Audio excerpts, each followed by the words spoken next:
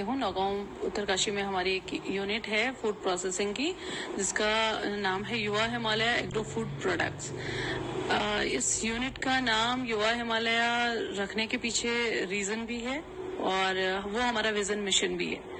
हम Himalayan youth और Himalayan resource दोनों का ही यूज करना चाहते हैं और दोनों का यूज करके वहाँ की इकोनॉमी को बढ़ाना चाहते हैं, सपोर्ट करना चाहते हैं। नॉर्मली पहाड़ को लेके एक ही मेंटेलिटी है, पहाड़ का यूथ या तो होटल जॉब में जाता है या आर्मी में जाता है और शायद लड़कियों के पास वो भी दोनों ऑप्शन नहीं है। तो हमारा मतलब मैं और मेरे हस्बैंड इसमें दोनों काम करते हैं और हम दोनों का एक विजन था। उनका विजन था कि हम पहाड़ में मैन्युफैक्चरिंग यूनिट नहीं कोई होती है, हम पहाड़ में कुछ बनाते क्यों नहीं है, बेचते सब हैं, बनाते क्यों नहीं है, वो उस पर काम करना चाहते थे। और मैंने अपनी पढ़ाई के दौरान एक शब्द सुना था, सामुदायिक व्यवसाय। तो मुझे लगता था कि बिजनेस समुदाय के साथ नहीं हो सकता। बिजनेस को लेके हमारी मेंटेलिटी यही होती है कि वो सिर्फ अपने आर्थिक लाभ पे होता है। लेकिन जब मैंने वो टर्म समझी तो मेरे दिमाग में था कि कभी अगर मैं एबल हुई तो मैं इस तरफ जाऊंगी। तो आज हम दोनों अपने अपने विजन को लेके काम कर रहे हैं और हमने एक यूनिट ऐसी सेटअप की जहां हम मैन्युफैक्चरिंग करते हैं, पहाड़ी जितने भी लोकल उत्पाद हैं उनको लेके करते हैं, पहाड़ी लोगों के साथ करते हैं और मोस्टली उसमें काम करने वाले जो हैं वो वुमेन फार्मर्स हैं।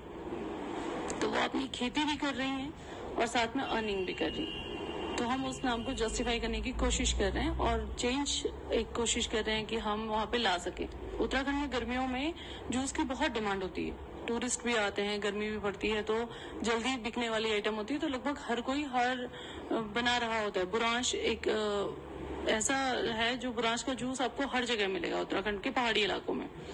तो हमने उसको देख के सोचा कि इस पे काम किया जा सकता है। तो हमने शुरू में सिर्फ स्क्वैशेस निकाले थे और हमारे 5 स्क्वैशेस आज आते हैं। उसमें शायद हमारे 500 लीटर 600 लीटर स्क्वैश साल भर में बिकता था। आज हमारी कैपेसिटी जो है वो लगभग 30,000 लीटर की है।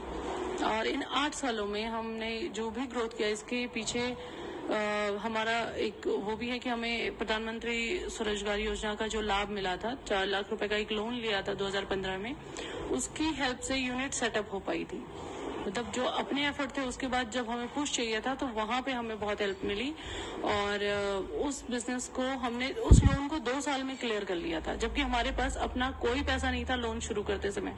ये बात मैं इसलिए शेयर कर रही हूँ ताकि जो लोग काम को लेके डरते हैं कि पैसा कहाँ से आएगा या कैसे करेंगे, अगर आपके दिमाग में है आइडिया कि आपको किस पे काम करना है और आप उसकी ये जानते हैं कि आप जो काम कर रहे हैं वो कितना जोखिम आप उसमें ले सकते हैं और कितना वो सक्सेस लेगा, तो आपके लिए सरकारी योजनाएं हैं जिनका लाभ आप उठा के आगे बढ़ सकते हैं।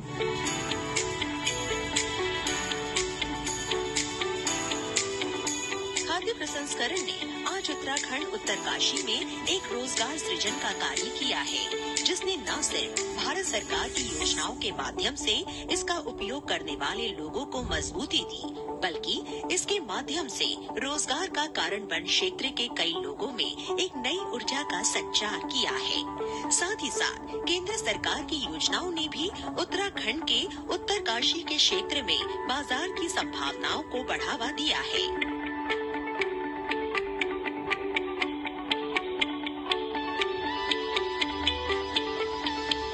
कृषकों को बाजार उपलब्ध कराने के लिए कृषि विभाग के द्वारा अभी वर्तमान में लगभग हमारे 8 जैविक आउटलेट यहाँ पे खुल चुके हैं, जिसमें कि एक भटवाड़ी ब्लॉक में जोशियाड़ा में, डूंडा में हमारा खुल गया है, इधर नौगांव ब्लॉक में, इधर नौगांव में है, एक डांटा में है, एक बर्नीघाट में है, कुरुला में, एक कुरुला में है और 3-4 अभी हमारे प्रोसेस में जो भी जल्दी खुल जाएंगे। तो यहाँ पर जैसे नौगांव हमारे एक कृषक समूह है, श्वेता बंदानी जी का है, और यहाँ पर हमारे और भी जो कृषक हैं जैसे हमारे योगेश हैं, इनका भी एक अपना युवा हिमालय एक एनजीओ है जिसके माध्यम से ये प्रसंस्करण का काम करते हैं।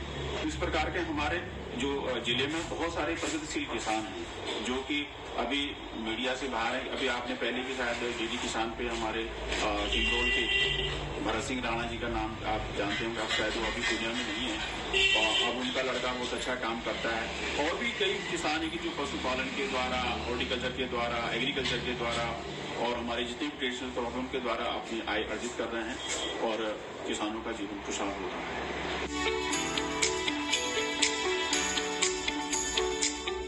आज केंद्र सरकार की योजनाओं का ही योगदान है जिसने यहाँ के युवाओं को एक राह दी और आर्थिक रूप से मजबूत करने में प्रोत्साहित किया है। और आज ये युवा आत्मनिर्भर होकर विकसित भारत की संकल्पना को पूरा करने में अपना योगदान दे रहे हैं।